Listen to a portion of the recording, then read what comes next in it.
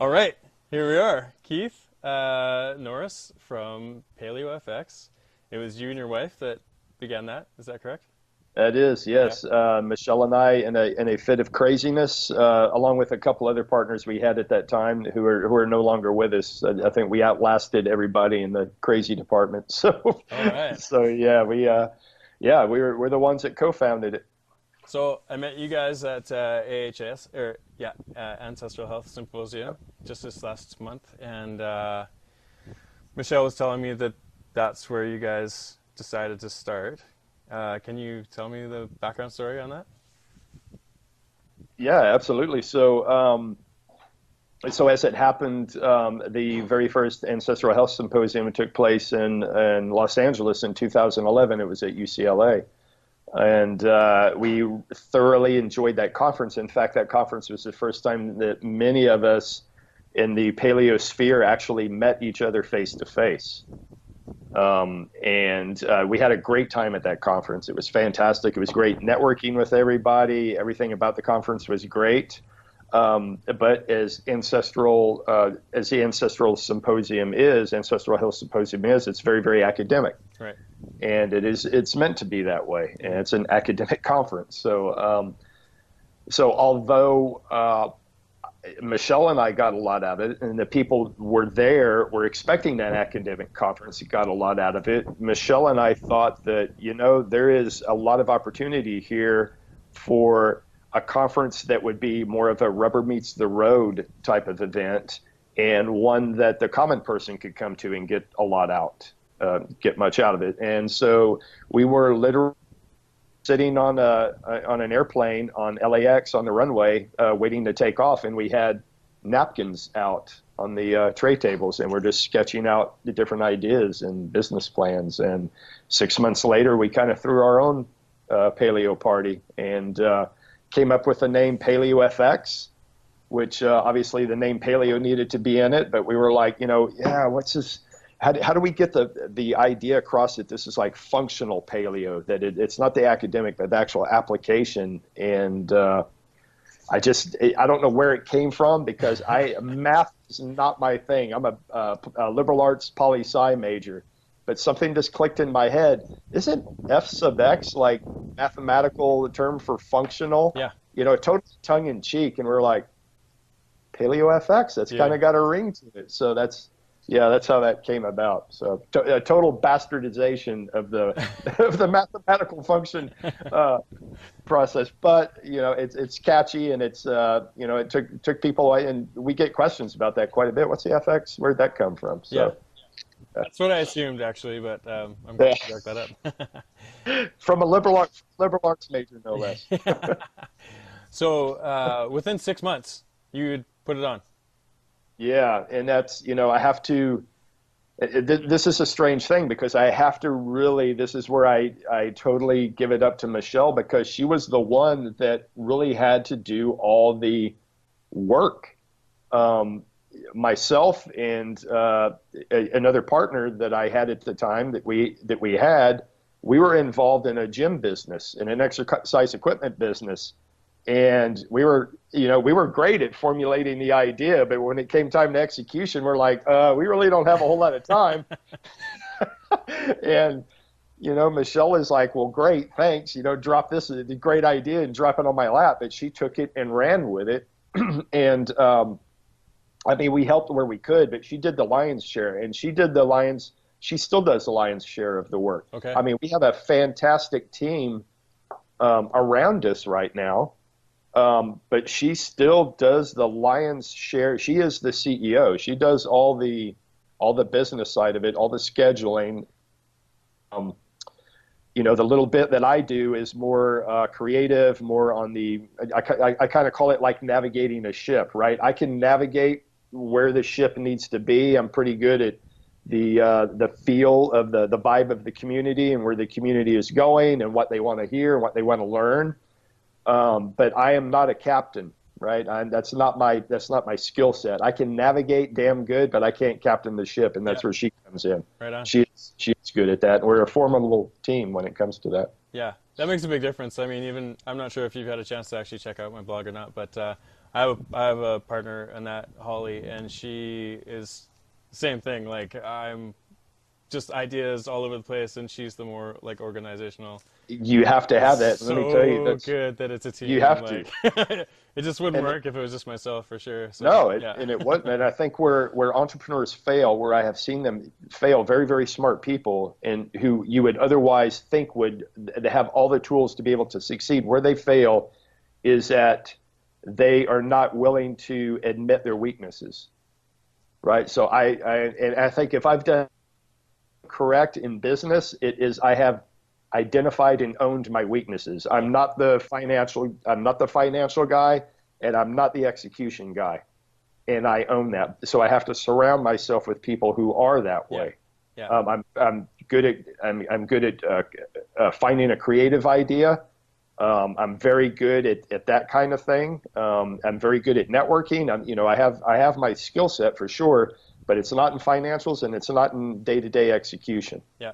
So I surround myself with those people. So speaking of Michelle, when I was talking to her at AHS, she was telling me your beginning story, and there's another dimension to it as well. Can you tell me how your daughter fit into this story as well? Yeah. So shortly before Michelle and I moved back to Austin, this is 2008-ish, so I can step back even a little bit further. Michelle and I were heavily leveraged in, at this point we're in corporate America, right? Michelle is working for Starbucks, and she is a project manager on Starbucks, or a contractor working for Starbucks that built new stores up and down the East Coast. And I was in, of all places, the pharmaceutical industry. So I was a liaison between the pharmaceutical manufacturer and the FDA. So I got to play. Did you know that I actually was a pharmacist? I did not know that. No, that's interesting.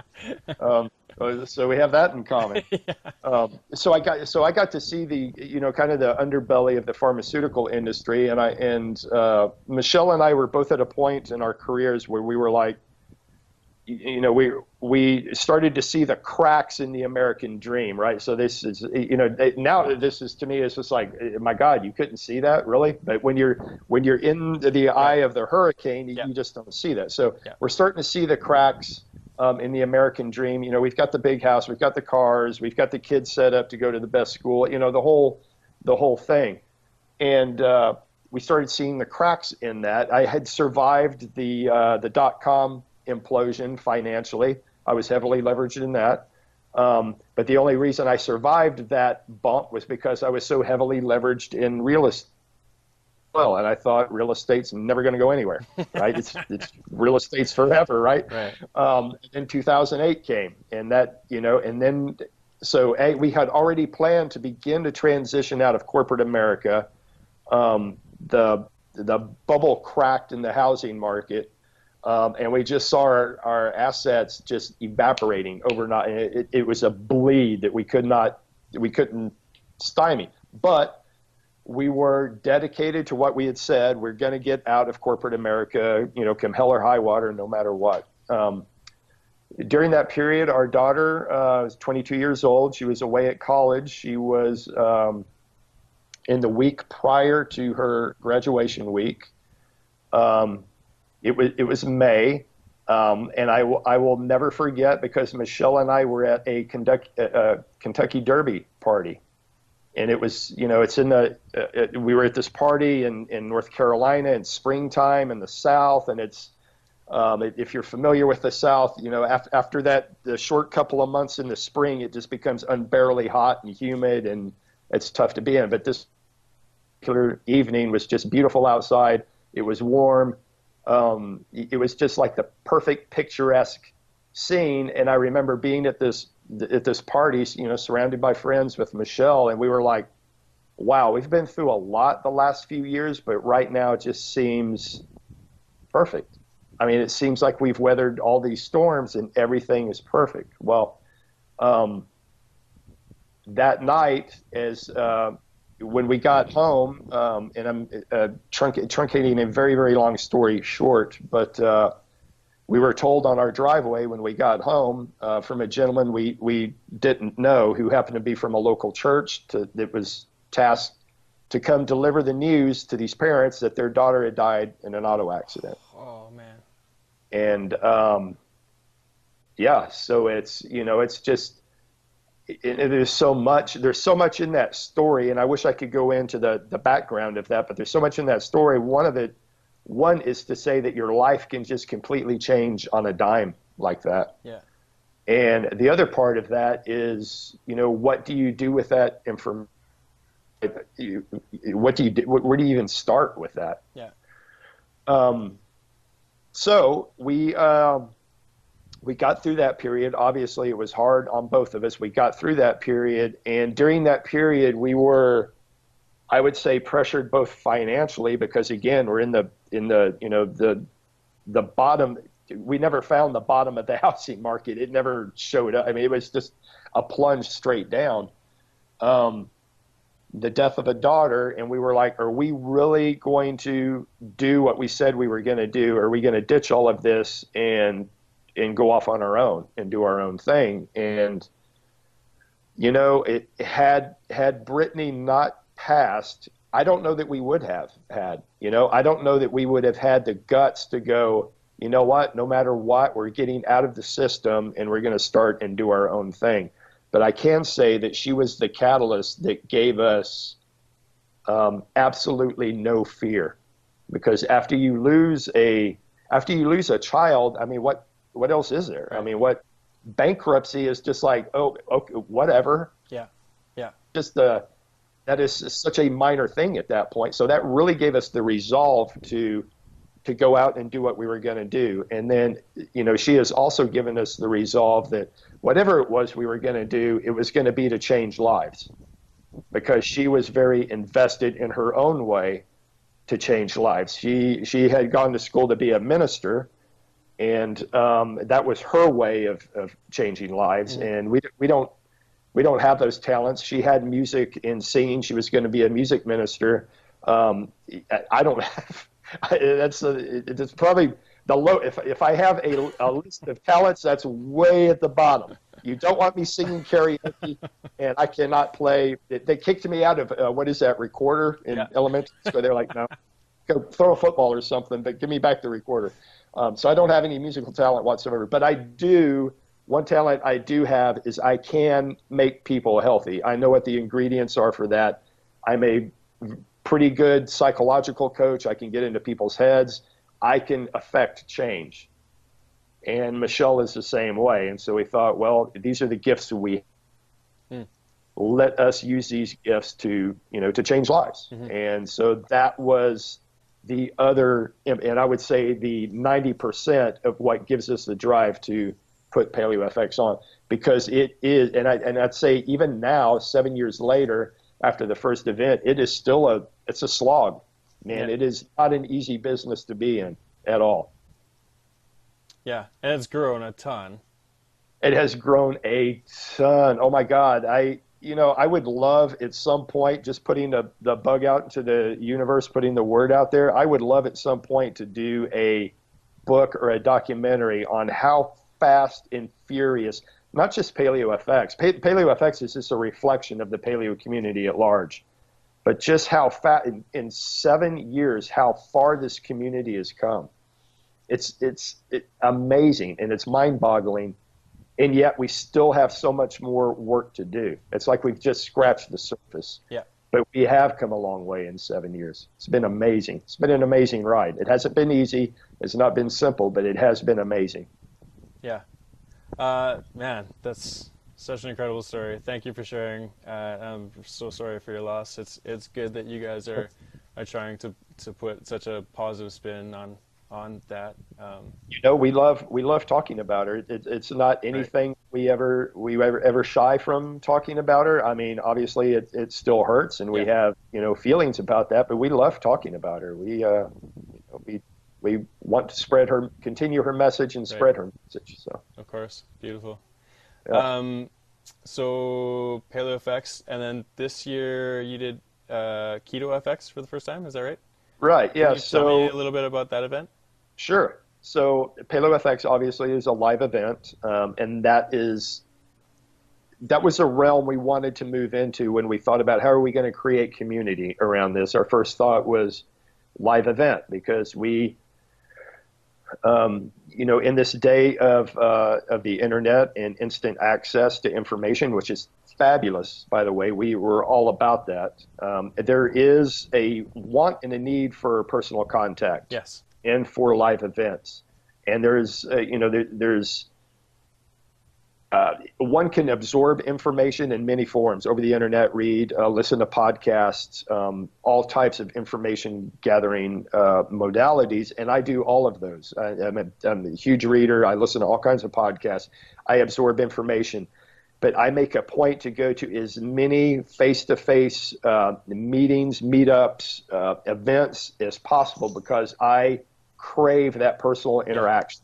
Totally. And there's something over and above information that gets transferred in those contexts. And just from being at AHS and Bozeman, there's just something else other than the information that you get, whether it's tribe or connectedness or something, but you take away much more than just the information itself. Yeah, 100%. So we created PaleoFX with that in mind, to give a venue for the paleo community to come together once a year under a big tent to come into communion with one another, to see all the latest paleo foods, gadgets, things that can make their life better, to see the people that they follow, that they listen, that they read, that they see on the internet, to actually see them in live, in person, and actually talk to them, because these people they're just out wandering in the crowd. They have no problem talking with people and interacting with the crowd. And in fact,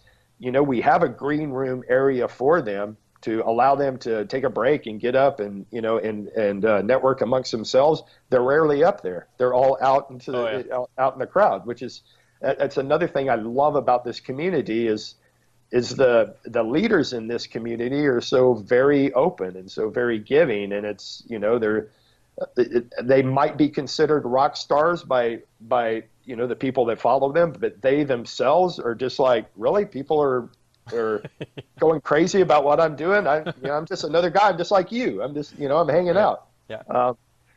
So I love that about this community. There are no prima donnas. Everybody is very, very genuine. But to get to your point about Keto FX, so on the business side of things, putting on an event is financially very, very difficult. In fact, most entities that run events run them as loss leaders, right? So they have they'll have a certain something, they'll have some kind of a business model, and they spin an event off of that almost as it's a marketing expense for them, right? And it's a loss leader, and they're okay with that. Well, we never started that way. We didn't have any business to connect to an event. We were just crazy enough to create an event, and having no idea what the hell we were doing. Right. So that it did have to become profitable, and it has been marginally so. Okay. And events are just I could go into all the background of it, but events are just very difficult to make them profitable. There's so many variables. There's so much going on there that it's difficult, and it takes a lot of manpower and big teams to pull off that. So in order to keep PaleoFX rolling year after year after year and keeping the people employed that we need employed throughout the entire year, we thought, well, what can we do that is A, a service to the community, and B, will get us some extra cash flow rolling in here? Well, the summit model is fantastic. That a lot of people that we have employed are really ready with PaleoFX, are used to the summit model. They get it. The marketing team gets it. If we have nothing else, we have contacts. I mean, Michelle and I both are walking Rolodex for the paleo community. Right. So if we need people to talk about whatever subject, I mean, we can just quickly fill out a list of the top people in that subject, call them up on the phone, hey, would you come and do a summit? And they're like, absolutely, I'll take part in this. So we have that as an advantage. And when we were talking about creating another business model, we thought, what are our advantages? And that was it. We know people. We have social collateral. And so for us, the summit model is a way for us to continue the cash flow process that keeps the event alive. And I can see, really in a few short years, it may be that Paleo FX, the event, is a lost lead. It could very well be that way because it's just the nature of events. It's so difficult if you want to keep the ticket price low, in which we every way we can to keep the ticket price accessible to everybody. And that's part of the business model too. And that was part of our ethos in building this thing. And we've had lots of outside consultants come in and say, you guys can make a hell of a lot more money if you'll just raise ticket prices. Yeah. Just raise the ticket price. And we're like, I mean, we have to in small amounts year after year after year, but it is the top priority on us as owners of Paleo FX to keep the ticket price as low as we possibly can, without having the entity as a whole go in the red.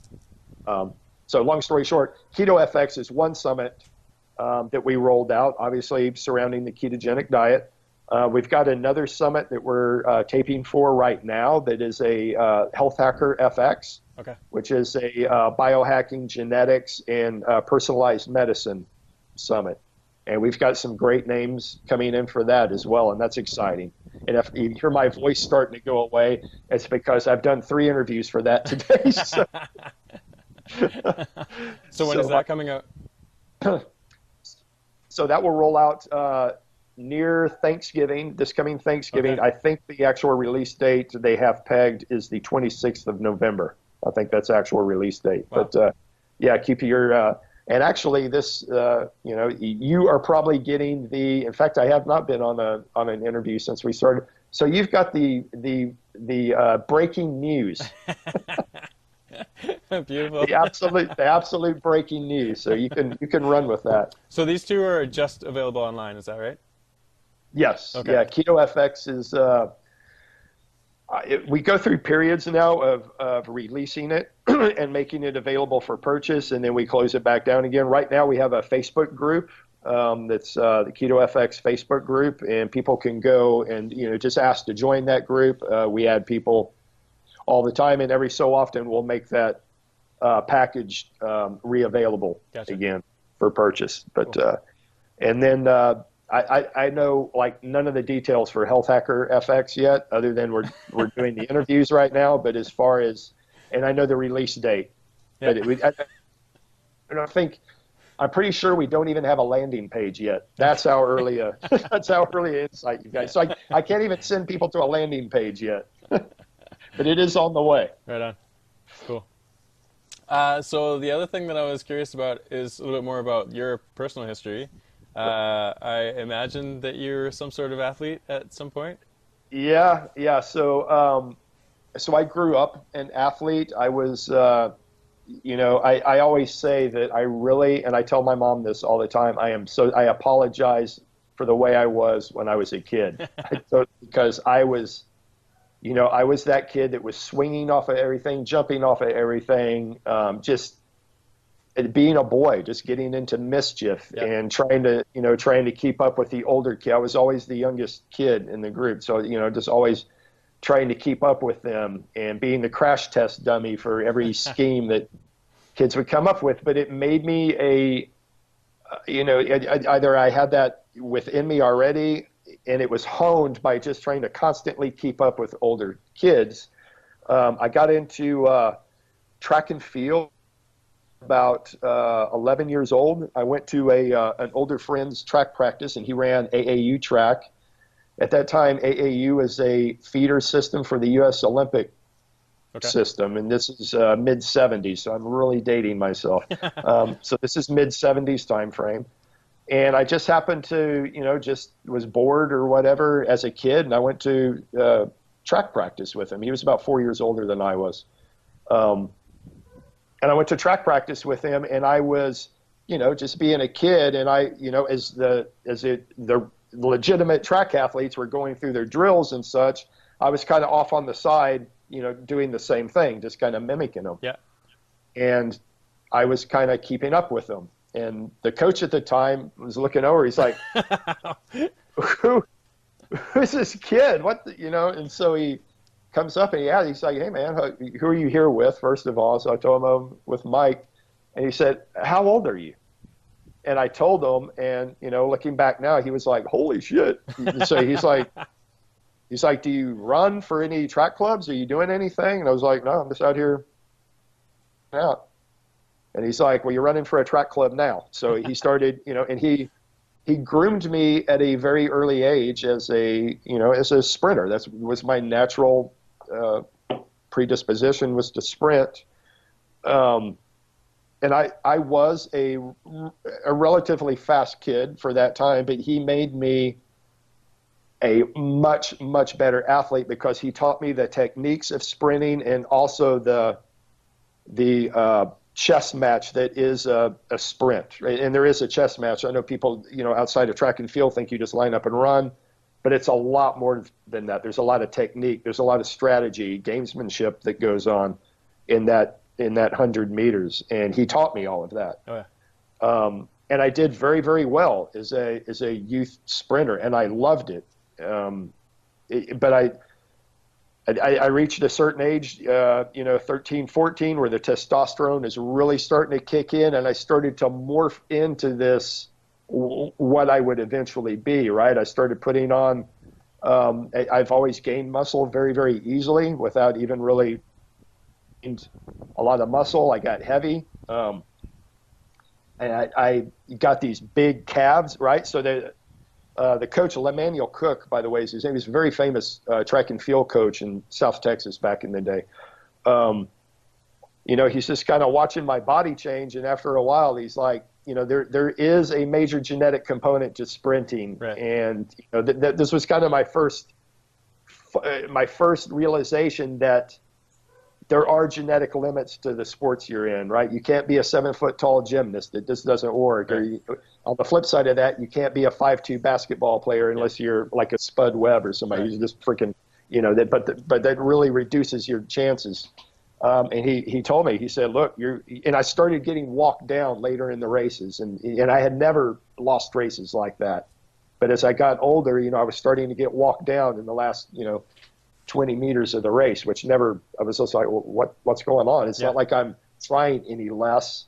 But he, at a certain point, he told me, he's like, look, you're a fast kid. You're definitely fast, but you're not ever going to be a sprinter. It's just not in your genetics. And he said, I would still love to work with you, but I think you need to transition to another speed sport, and I don't know what that sport is. I don't know what you're into, but, you need to think about transitioning into another sport if sports is your thing, right. And it obviously is. At that time, I was also kickboxing, which was a cool sport for a 14-year-old, 12, 13, 14-year-old kid to be into. But I did that as well, and really enjoyed that too. So I thought, well, maybe I'll just transfer fully into fighting sports.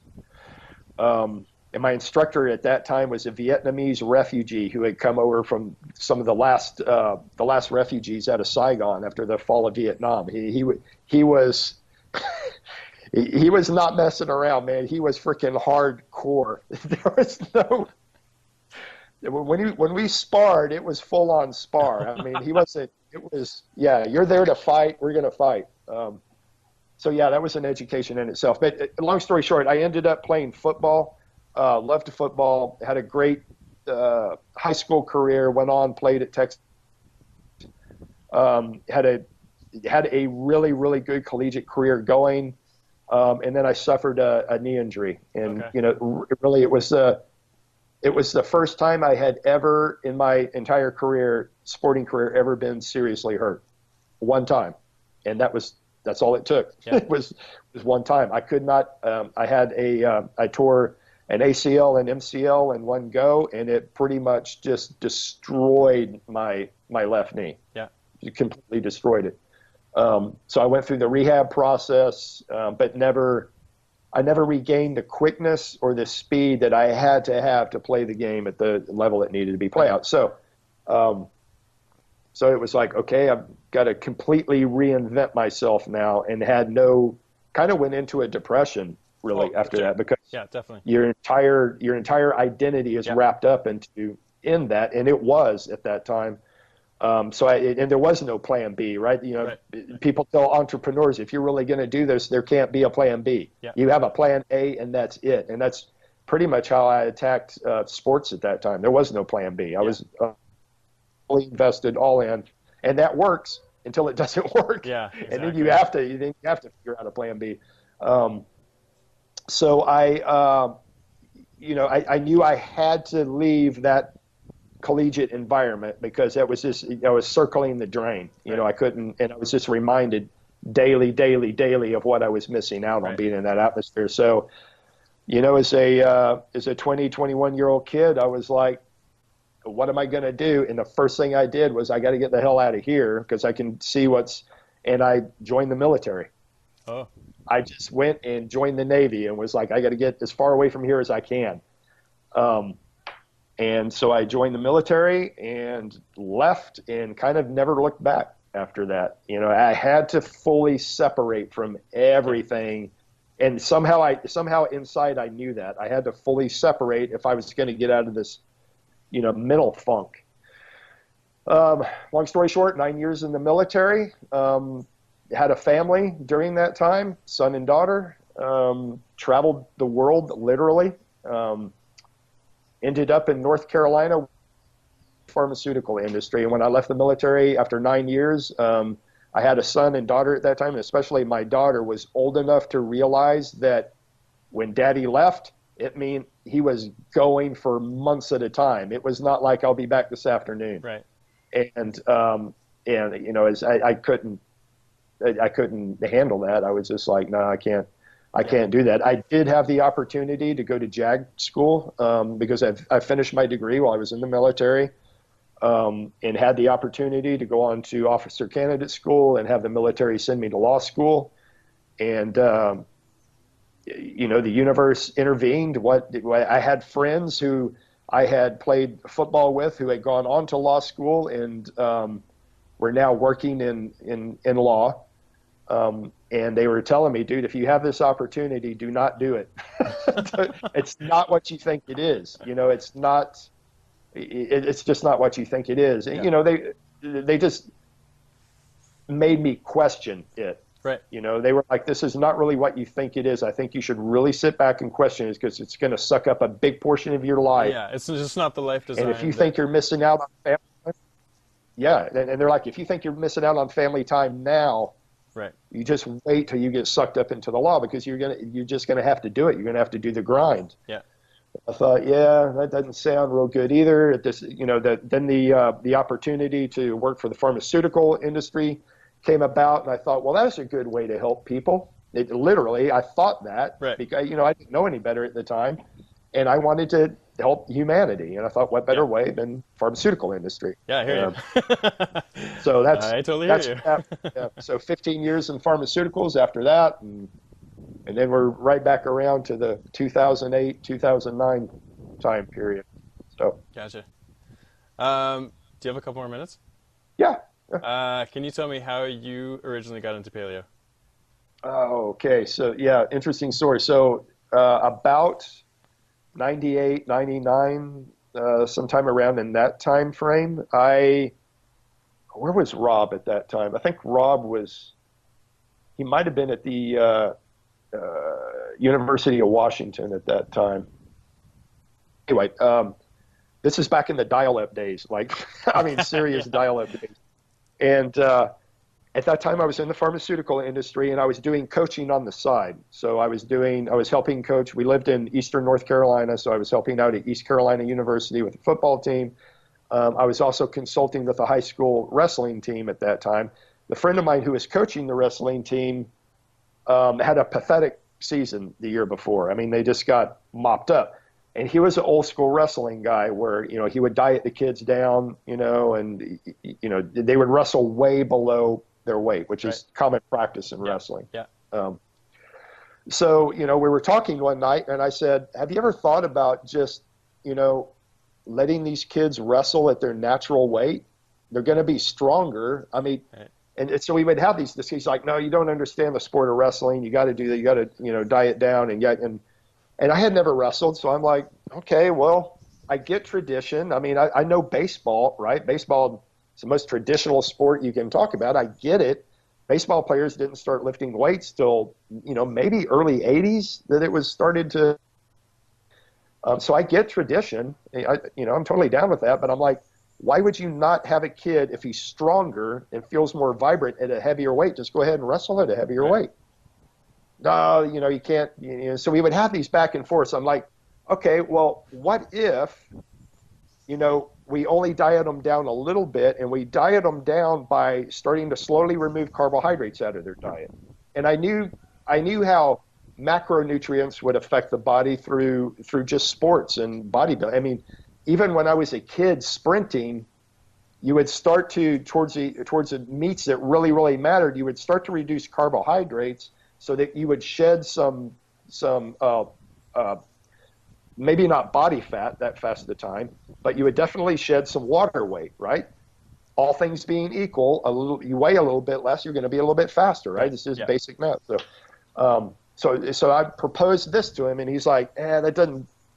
If no one has done it yet, it can't work, right? So he was of that mindset, and he was a pretty science-minded guy. So I'm like, look, what if I fish around on the internet, get you some papers to discuss it? I'm like, what do you have to lose? You guys got killed the last year. What is it?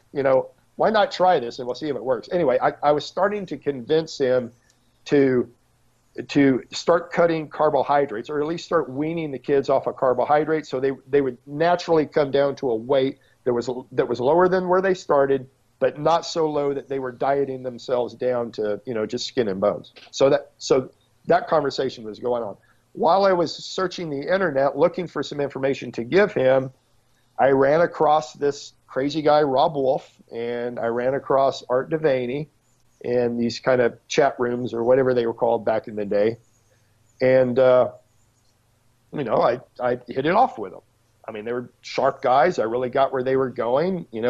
I was coming at this purely from a sporting performance perspective, but they kept talking about the health benefits that were involved in this way of eating, right? And I was like, yeah, whatever. And I was constantly just, whatever. They were talking about the ancestral health way, and I was just totally whatever. I want the sporting ramifications. Anyway, I started, going, what are these guys talking about the health benefits of doing? And so I started to listen to them, ask them some questions. They would answer me, and I thought they were freaking off their rockers, to be quite honest with you. But the more they told me, the more they proposed to me, the more they had me look at things, I was like, I think these guys might be on to something. and again, this is like before paleo, before anything. Yeah. And so at the same time this is going on, I'm already eating a fairly healthy diet. I don't eat a whole lot of carbohydrate. I never have. I've always watched my sugar intake, and but my wife, Michelle, at this time was an Italian chef. Oh, okay. Right, and I mean, she full-blown homemade pastas, homemade ravioli. I mean, everything, and it was freaking good. I mean, she's a good chef. So at this, that was my carbohydrate intake, or my bad food, if there was going to be it. So at the same time, I am, seeing my doctor every so often, and I've got this nagging, elevated blood pressure thing going on. It wasn't high, but it was elevated. And I had been working with a doctor for a while. This is, like I say, it's late-ish 90s, 97, 98, 99, in that time frame. And so they're like, hey, okay, try taking sodium out of your diet. So I tried that. No change in blood pressure. They had me quit drinking coffee for a way. So if anybody knows me, and I drink the same amount of coffee back then as I do now, that was a monumental. But I was like, I'm going to get to the root of this, because what the hell? I am a healthy person. There's no reason I should have elevated blood pressure. So I cut coffee out for a while. No change in blood pressure. And I'm having this conversation with them, and they're like, look, if we don't get a handle on this blood pressure, we want to put you on a blood pressure lowering medication because, the whole line, Right. the whole line about that, which, elevated blood pressure over a long period of time in a normal context is not good. Right. Totally good. And got it then at that time. Really adamant, even though I work for the pharmaceutical industry, I myself was not going to take any pharmaceuticals. Yeah.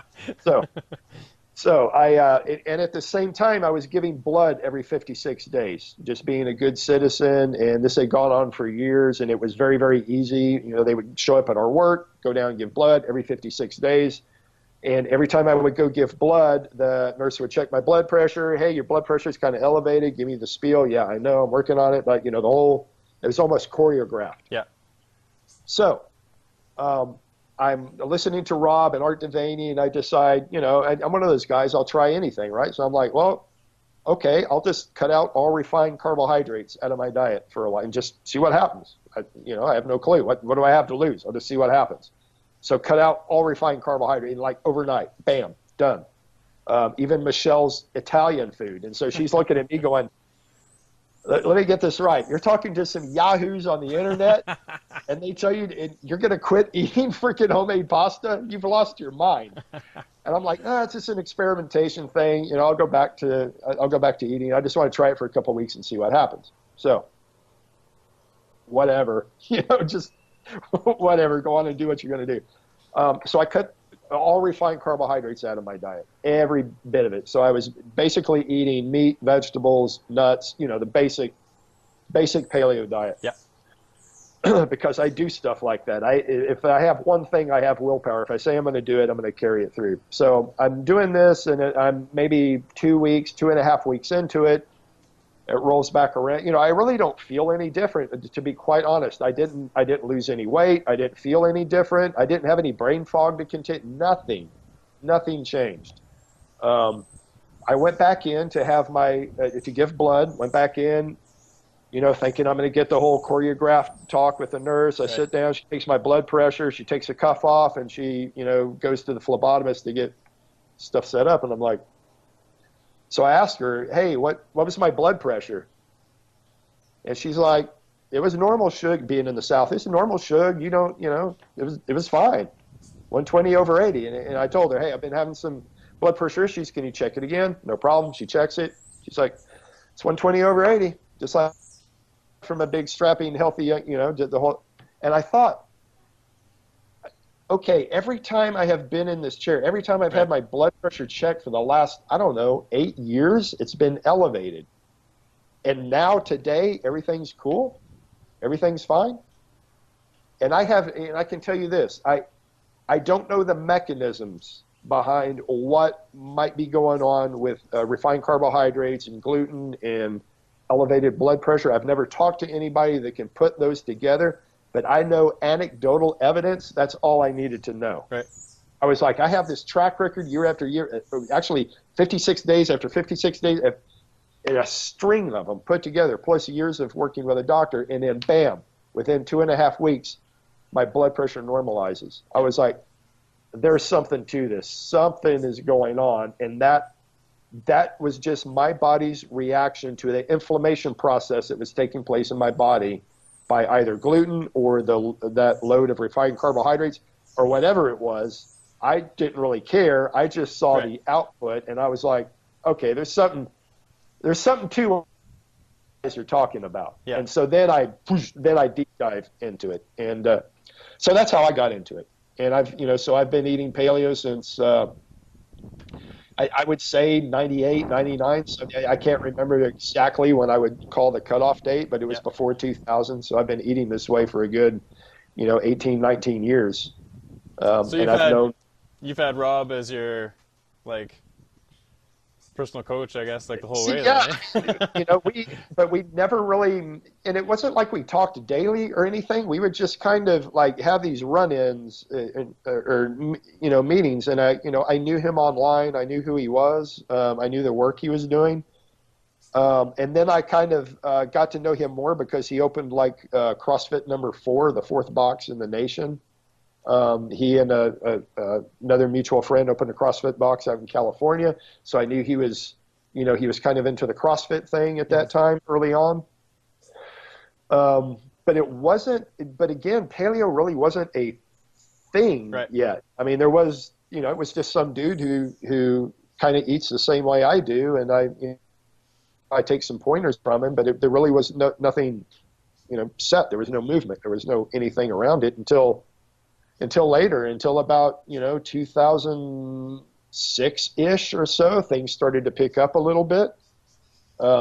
By 2008-9, it had started to capture a little bit of steam, and for sure by 2011, it was off and running. So, yeah.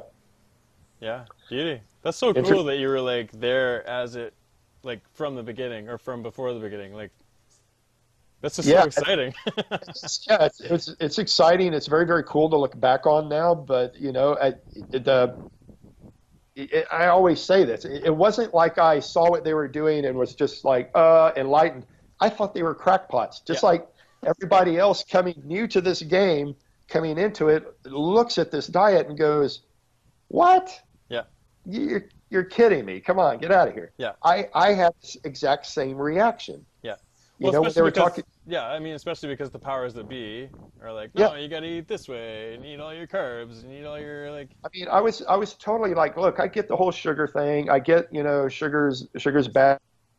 I totally, I've bought into that since I was a kid. Yeah. I mean, I heard Education of a Bodybuilder, Arnold Schwarzenegger book way back in the day. I never would forget the line that he said, "Sugar is white death."